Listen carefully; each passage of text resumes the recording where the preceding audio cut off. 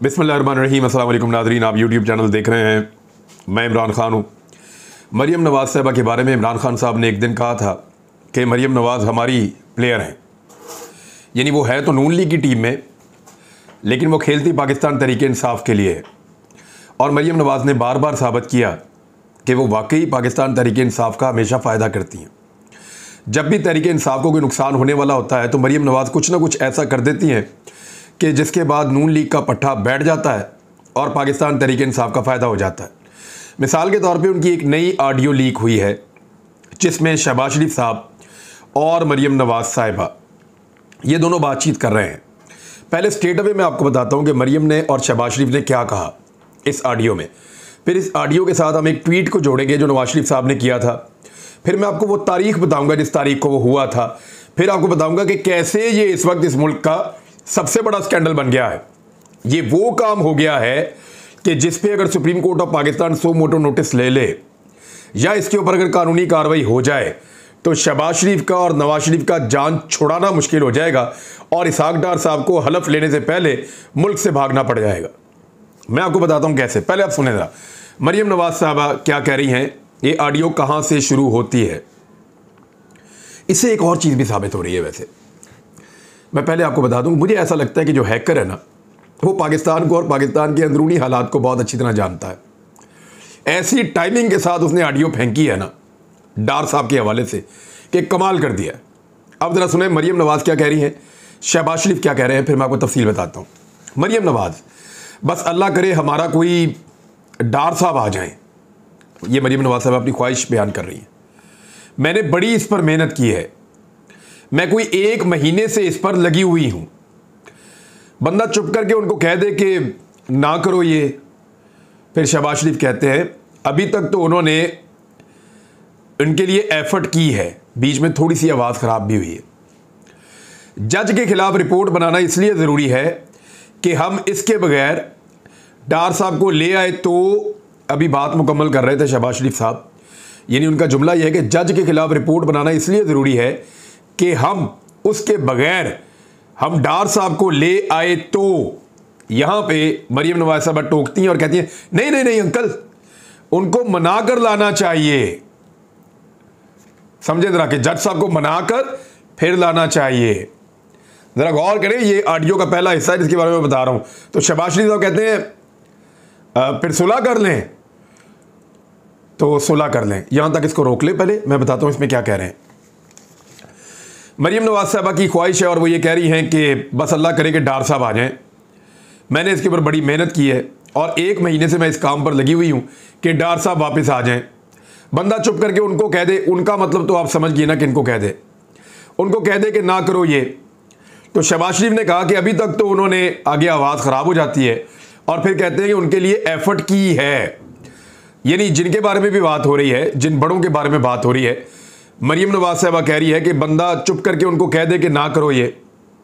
शहबाज शरीफ कहते हैं तो अभी तक तो उन्होंने ऐसा ही किया और एफर्ट की है। तो ये दोनों की बात हुई।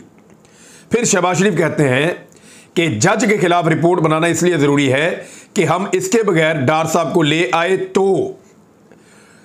अब ये जज कौन है? ये जज कौन हो सकता है? ये वही जज हो सकता है जिसके पास डार साहब का केस लगा हुआ है। उसी मुअज़्ज़िज़ जज साहब के बारे में शहबाज शरीफ साहब ये फरमा रहे हैं ना कि जज के खिलाफ रिपोर्ट बनाना इसलिए ज़रूरी है, यानी हम जज के खिलाफ रिपोर्ट बना देते हैं क्योंकि इसके बगैर अगर हम डार साहब को ले आए तो यानी मसला हो जाएगा। यानी शहबाज शरीफ साहब एक कन्फ्रंटेशन की तरफ जाना चाह रहे थे कि जज साहब के खिलाफ एक ऐसी रिपोर्ट बना दी जाए जिसकी बुनियाद के ऊपर कोई बाद में गुंजाइश निकले और डार साहब को लाने के लिए जज चेंज हो जाए या कुछ और हो जाए तो मामला किया जाए। तो यहां पे मरीम नवाज टोकती हैं नहीं नहीं नहीं अंकल, उनको मना कर लाना चाहिए, यानी जज को मना कर फिर लाना चाहिए। डार साहब का केस किस जज साहब के पास है? डार साहब का केस जस्टिस जनाब बशीर अहमद साहब के पास है, जज बशीर साहब के पास है। और जज बशीर जो हैं वो नैब अदालत के जज हैं, सब उन्हें जानते हैं, उनके बारे में बहुत खबरें पहले छप चुकी हैं।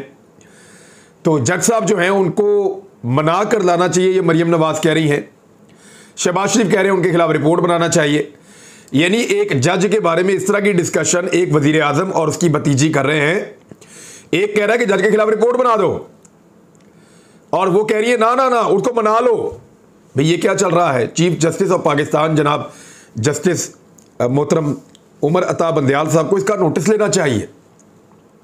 उन्हें देखना चाहिए कि उनकी एक मातहत अदालत के जज के बारे में वजीर आजम पाकिस्तान पहले रिपोर्ट बनाने का कहते हैं, एक भागे हुए मफरूर इश्तिहारी को वापस लाने के लिए, तो उनकी भतीजी उनको मशवरा देती है ना ना ना रिपोर्ट ना बनाए, उनको मना लेते हैं। और फिर आप देखेंगे हैरत अंगेज तौर पे इसहाक डार साहब पाकिस्तान वापस आ जाते हैं। और ना सिर्फ इसहाक डार साहब पाकिस्तान वापस आते हैं, बल्कि होता क्या है, यानी एक आदमी है, वो इश्तिहारी है, वो मफरूर है, अदालत उनके जो वारंट गिरफ्तारी है उनको इस तरीके से मैनेज कर देती है कि उनको वापसी में गिरफ्तार नहीं किया जाएगा, बल्कि वो आकर अदालत के सामने अपने आप को सरेंडर करेंगे। यही है ना उसके अंदर कि गिरफ्तारी के वारंट जो है उनको मौखर कर दिया गया है और इसहाक डार साहब आएंगे और अदालत के सामने आपको सरेंडर करेंगे। अब जब कोई ऐसा मुलजिम होता है जो भागा हुआ होता है, फर्ज करें उसकी शादी है, उसने आना है, तो वो पहले अपने आप को अदालत के सामने सरेंडर करेगा। अदालत फैसला करेगी कि ये जो आदमी भागा हुआ था ये किसी मजबूरी के तहत था, किसी मामले के तहत था, या अदालत को मुतमईन नहीं कर पा रहा, तो अदालत उसको गिरफ्तार कर लेगी। जरा इसको टेक्निकली समझें। जब कोई ऐसा मुलजिम जो भागा हुआ होता है जब भी कभी वापस आता है तो सारे काम करने से पहले सबसे पहले अपने आप को अदालत के सामने सरेंडर करता है। कानून तो यही कहता है। शादी करने बाद में जाएगा, हलफ लेने बाद में जाएगा, बाकी सारे काम बाद में करेगा, सबसे पहले अपने आप को उस अदालत के सामने आकर सरेंडर करेगा कि जी मैं आ गया हूं, मैं अपने आप को अदालत के रहमो करम पे छोड़ता हूं। फिर अदालत की सवाबदीद है कि अदालत इस बात को तस्लीम करे कि हाँ यार ये बंदा बीमार था, ये बंदा ठीक नहीं था और इसकी मेडिकल रिपोर्ट्स ठीक कह रही है, डॉक्टर्स ठीक कह रहे थे, ये चक्कर देकर भागा हुआ नहीं था, लिहाजा इसको हम जमानत दे देते हैं और ये अपनी ज़िंदगी के मामला चलाए और साथ साथ केस को जो है फेस करे। नंबर 2 क्या हो सकता है? नंबर 2 ये हो सकता है कि अदालत ये कहे कि ये जो आदमी भागा हुआ था मुतमईन नहीं हुए, डॉक्टर भी झूठ बोल रहा था, रिपोर्टें भी झूठी थी और ये बंदा फ्रॉड कर रहा था अदालत के साथ, लिहाजा इसको हम गिरफ्तार कर रहे हैं। इन दोनों सूरतों के बाद ही वो आदमी कोई तीसरा काम कर सकता है। लेकिन डार साहब ने क्या किया, आते ही हलफ ले लिया सेनेटर का और अब अदालत में पेश होने से पहले, यानी आज अदालत में पेश होने के लिए जब गए तो उनके जाने से पहले वहां पे वजीर दाखिला पाकिस्तान के राणा सनाउल्लाह और आईजी इस्लामाबाद उनके प्रोटोकॉल के लिए अदालत में मौजूद थे। जज साहब की छुट्टी थी इसलिए मामला वहां पे रुक गया। लेकिन अब ये ऑडियो आने के बाद तो ये बड़ी अदालत के लिए एक बड़ी अजीब सूरत हाल पैदा हो गई है कि कैसे इसहाक डार साहब के लिए इतनी बड़ी गुंजाइश पैदा हुई, कैसे वो आकर बजाय इसके कि अदालत के सामने सरेंडर करते उन्होंने जाके हलफ ले लिया और अब वो वजीर का हलफ भी सुबह 10 बजे ले लेंगे और बतौर वजीर वो कल शाम वाली कौमी सलामती की मीटिंग में शामिल भी हो सकते हैं। ये एक बड़ी अजीब सूरत हाल है। Chief justice of Pakistan Umar Ata Bandial साहब इसका नोटिस ले सकते हैं और इसका जायजा ले सकते हैं कि ये क्या कर रहे हैं। जजेस को ऐसे मैनिपुलेट करना, उनके बारे में इस तरह से बातें करना, उनके खिलाफ इस किस्म की साजिशें रचना और उनका सामने आ जाना, ये बड़ी खौफनाक चीज़ है। वो कह रहे रिपोर्ट बनाओगे, वो कह रहे नहीं बना लेते हैं उनको। तो अब पूछना ये था कि डार साहब के आने, यानी ये जो कन्वर्सेशन है ये 15 जून की है, क्योंकि नवाज शरीफ साहब ने जो ट्वीट किया है इसके अगले हिस्से के मुताबिक वो 14 जून की है। तो जुलाई, अगस्त, सितंबर, ये 3 महीने लगे हैं। क्या मनाया गया है या रिपोर्ट बनाई गई है, क्या किया गया है? यानी डार साहब को वापस लाने के लिए यही ऑप्शन थे ना जिनके ऊपर गौर किया जा रहा था। तो उसके बाद मरियम नवाज साहबा कहती हैं कि उनको मना कर लाना चाहिए। तो शहबाज शरीफ साहब ने कहा सुलह कर लें। तो उस पर मरियम नवाज ने कहा ये भी अंकल जो कल हुआ है ट्वीट अब्बू का, मैं बैठकर टीवी देख रही थी तो DGISPR आए हुए थे, मैंने देखा कह रहे हैं कि मुशर्रफ को वापस आना चाहिए और अगर वो आना चाहें, उनकी फैमिली वगैरह आना चाहे तो हम फैसिलिटेट करेंगे। मैंने तो 2 और 2 4 कर लिया, यानी मैंने उसी टाइम अपना हिसाब किताब लगा लिया। मैंने कहा अगर उन्होंने लाना है फिर उन्होंने लाना है, यानी अगर फौज ने फैसला कर लिया कि मुशर्रफ को लेकर आना तो फिर तो उन्होंने लेकर आना है। उस वक्त हम पागल लगेंगे ये सोचते हुए कि फौज क्या कर रही है जो कर रही है, यानी हम तो ये पागल ही लगेंगे ये कहते हुए या सोचते हुए कि ये तो फौज कर रही है क्या कर रही है, तो मरियम नवाज साहबा ने फ़ौरन हिसाब लगाया कि फ़ौज ने लेकर आना, अगर परवेज़ मुशर्रफ को तो ले ही आना है, हमारी तो कोई औकात है नहीं कि हम रोक सकें। तो जब हम रोक नहीं सकते तो हम पागल ही लगेंगे ये सोचते हुए कि फ़ौज कर रही है जो कर रही है। तो इसलिए मरियम नवाज साहबा ने जो आगे की हिकमत अमली बताई, ज़रा ये सुने। गवर्नमेंट की कोई से नहीं है, इनसे किसी ने पूछा भी नहीं है, यानी ये हमारे बारे में मशहूर हो जाएगा कि गवर्नमेंट तो है ही कहीं नहीं और उनसे किसी ने पूछा भी नहीं। और DGISPR ने स्टेटमेंट दे दिया कि मुशर्रफ साहब को हम जो है वो लेकर भी आना चाहते हैं, उनको आना चाहिए, फैसिलिटेट भी करेंगे। अगर हम कोई प्रॉब्लम करते हैं, ये रास्ते में रुकावट बनते हैं, तो फिर ये एक और मिसगिविंग हो जाएगी शुरू। मरियम नवाज साहबा कह रही है कि फ़ौज से बिल्कुल टकराना नहीं चाहिए। अगर हम कोई प्रॉब्लम क्रिएट करते हैं परवेज़ मुशर्रफ के वापस आने में, या इस रास्ते के अंदर हम रुकावट डालते हैं, तो ये फिर एक और मिसगिविंग हो जाएगी, शुरू हो जाएगी, यानी हमारे फिर फ़ौज के साथ ताल्लुकात ख़राब हो जाएंगे। अब ये वो खातून हैं जिन्होंने हमेशा कहा कि हमने कभी बूट नहीं चाटे, या हमेशा कहा कि हमने कभी बूट पॉलिश नहीं किए, तो हम तो वोट को इज्जत दो का नारा लगाते हैं, हम तो सिविलियन सुपरमेसी की बात करते हैं। तो ये एतराफ़ जुर्म कर रही हैं जो इनके मुताबिक जुर्म था। फिर अंकल मैंने अब्बू को फ़ोन किया, मैंने कहा आई सी दिस कमिंग, यानी मैंने कहा कि मैं ये होते हुए देख रही हूँ कि होगा ये कि वो तो मुशर्रफ को ले आएंगे और हमारे ऊपर थू थू होगी कि जनाब आप रोक भी नहीं सके, आपने ये क्या किया, तो इसको अपने खाते ही डाल लेते हैं। और बजाय इसके कि हम कहें हमारे ऊपर एक फ़ैसला ठूंसा गया है और इसके बाद जो हमारी बेइज्जती होगी, तो उससे बेहतर है कि आप अल्लाह की खातिर आप ये कह दें कि अल्लाह के लिए मैंने ये किया है, यानी इस्लामी टच इसके अंदर डाल दें थोड़ा सा, और आप ये कह दें कि ये मैंने किया और अल्लाह की खातिर किया है। तो आप ये ट्वीट कर दें। वो अंकल उन्होंने मेरी बात फ़ौरन मान ली और फिर जो है वो ट्वीट आ गया, यानी और ट्वीट क्या था नवाज शरीफ का, तरह वो भी आप सुन लें। नवाज शरीफ साहब का ट्वीट ये था जो उन्होंने किया था, मेरी परवेज़ मुशर्रफ से कोई ज़ाती दुश्मनी या अनाद नहीं है। मैं नहीं चाहता कि अपने प्यारों के बारे में जो सदमे मुझे सहना पड़े वो किसी और को भी सहना पड़े। उनकी सेहत के लिए अल्लाह से दुआ गो हूँ, वो वापस आना चाहें तो हुकूमत सहूलत फराहम करे। कैसे ये फ्रॉडिये हैं वैसे, यानी अंदर बुग़्ज़ और नफ़रत से भरे हुए हैं और सियासत का लिबादा उड़ा के, मज़हब का लिबादा उड़ा के ये कार्रवाई डालते हैं। और अब ये ऑडियो लीक हो गई है, यानी सब पता चल गया कि परवेज़ मुशर्रफ से इनको कितनी हमदर्दी थी।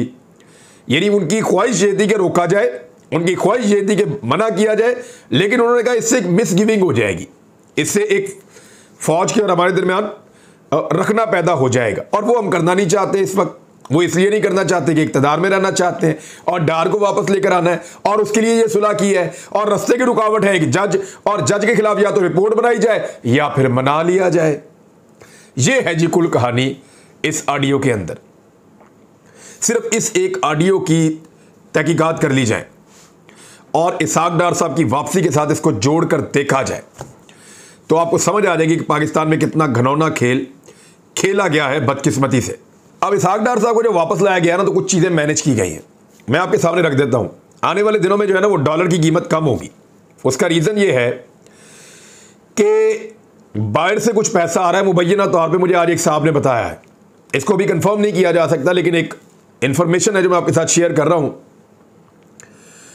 कि जो बाहर से पैसा आ रहा है सलावत खान के लिए, वो एक पैसा भी सलावत खान के ऊपर खर्च नहीं हो रहा। मैंने तो कहीं नहीं देखा। अगर पैसा खर्च होता तो सबसे पहले दादू और खैरपुर में हो जाता। दादू ज़िला है मौजूदा वज़ीर आला सिंध का, खैरपुर बीनस जो है वो ज़िला है साबका वज़ीर आला सिंध का। इन दोनों जगहों के ऊपर किसी किस्म की कोई मदद नहीं दी जा रही, बिल्कुल किसी किस्म की कोई मदद नहीं दी जा रही। हमारे जो लोग, जो टीमें वहाँ पे मौजूद हैं, वो रोने वाले हुए हैं कि हमें और सामान भेज दो, हमें ये चीज़ें भेज दो, हमें वो चीज़ें भेज दो। रोज़ाना डिमांड आ रही है दवाइयों की, खैमों की, खाने की। वो कह रहे हैं कि सरकार का एक ट्रक या एक सुजुकी भी नहीं आई वहाँ पे, एक कार की डिक्की जितना सामान भी सरकार ने वहाँ पे नहीं भेजा, कुछ भी नहीं किया। पैसा जा कहाँ रहा है? ये पैसा मुबैना तौर पे इस्तेमाल किया जा रहा है क्योंकि बाहर से डॉलर आ रहे हैं, तो डॉलर की कीमत को नीचे लाने के लिए इस्तेमाल किया जा रहा है। एलसीज बंद कर दी गई हैं, कारोबार हो नहीं सकता, तो डॉलर की कीमत कुछ नीचे आएगी। लेकिन कितनी नीचे आएगी? क्या उतनी नीचे आ जाएगी जितनी इमरान खान के दौर में थी? या ये तो कहते थे हम 100 रुपये पे ले आएंगे, तो फिर अब इसहाक डार साहब ला कर दिखाएं। अदादो शुमार का थोड़ा सा गोरख धंधा करके ये साबित करने की इसहाक डार कोशिश करेंगे कि वो बहुत अच्छा काम कर रहे हैं, लेकिन कर नहीं पाएंगे। गुज़िश्ता 1.5-2 महीने से पेट्रोलियम मसनूआत की कीमतें आलमी मंडी में नीचे जा रही हैं, लेकिन पाकिस्तान में उनको कम नहीं किया गया। पाकिस्तान में मुनाफा बढ़ाया गया और बढ़ाया गया, और आलमी मंडी के मुताबिक कीमतों को कम करने की बजाय उनको ऊपर किया गया। और इसहाक डार साहब के लिए माहौल बनाया गया कि वो वापस आने के बाद 25 रुपए 30 रुपए पेट्रोल की कीमत कर सकते हैं कम। अब अगर इसहाक डार साहब आगे 25-30 रुपए पेट्रोल की कीमत कम कर देते हैं तो ये पिछले 2 महीनों का जो आलमी मंडी के अंदर कीमतें कम होने का जो इंपैक्ट है ये उसका एक हिस्सा होगा। लेकिन डार साहब की कामयाबी तो ये है कि इमरान खान साहब 150 पर छोड़कर गए थे जब $103 फी बैरल था, और आज तो बहुत कम कीमत है, तो डार साहब उसको 140 पर ले आए, या अपने वादे के मुताबिक 70 रुपए लीटर के ऊपर ले आए जैसा उन्होंने कहा था, या मिफ्ता इस्माइल ने कहा था। क्या वो बिजली की कीमत कम कर पाएंगे? क्या वो गैस की कीमत कम कर पाएंगे? इमरान खान साहब के दौर से उसका तकाबली जायजा होगा, वैसे नहीं होगा। तो डार साहब एक टोटल फेलियर की तरफ जा रहे हैं, और उसमें याद रखिएगा 2 बड़े बहरान उनके सामने खड़े हो जाएंगे आकर। एक सर्दियों में गैस का बहरान, दूसरा सर्दियों में गंदम का बहरान। डार साहब इससे कैसे निकलेंगे इसके बारे में किसी को कोई आइडिया फिलहाल नहीं है। और जो पाकिस्तान का नहीं दुनिया का सबसे बड़ा एडमिनिस्ट्रेटर है, जिसको पाकिस्तान की एस्टेब्लिशमेंट ने ऐसे साबित किया कि वो कोई महातीर मोहम्मद है, जिसको ऐसे साबित किया गया कि वो हकीमुल उम्मत है, ऐसे आदमी के तौर पर उसको पेश किया जाता रहा शहबाज शरीफ। आज वो दुनिया का बेहतरीन एडमिनिस्ट्रेटर एक जुमला बोलकर गया है, वो आपकी नजर करता हूं फिर वीलॉग खत्म कर देंगे। पूरी कौम झोलियां उठा उठा कर दुआ करे कि डॉलर 100 रुपए पर आ जाए तो वारे न्यारे हो जाएंगे। यह है जी पाकिस्तान का नंबर 1 एडमिनिस्ट्रेटर। अब तक के लिए इतने, अपना ख्याल रखिएगा, अपने चैनल का भी। अल्लाह हाफिज।